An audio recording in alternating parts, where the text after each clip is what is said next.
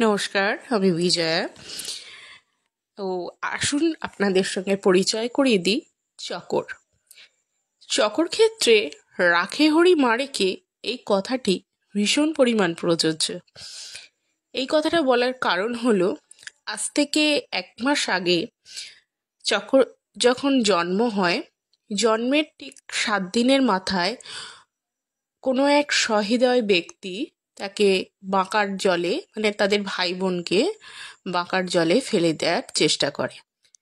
তো ওর যে ভাই বোনেরা আছে তারা বাঁকার জলে অলরেডি পড়ে গেছে।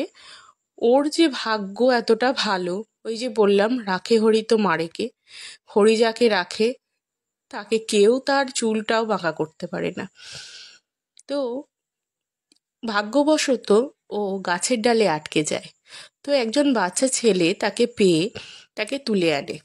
তো সেই অবস্থাতেই সেই সময়তে আমাদের পাড়ায় একটি মা কুকুর বাচ্চা দেয়। তার 4টি বাচ্চা হয়। আমি কিছুদিন আগে পোস্ট করেছিলাম যে সেই তখন ঝড়ের সময় বাচ্চাগুলিকে আমরা ব্যবস্থা করে দিয়ে আসি, ত্রিপল দিয়ে ঘরটর করে। তো সেই সময়তেই চকোকে আনা হয়। চকোকে সেদিনকেই পাওয়া গেছে। তো যাই হোক, সে এখন মায়ের কাছে বড় হয়ে আমার কাছে এসছে, আমার কাছে মাঝে মধ্যে আসছে এখন।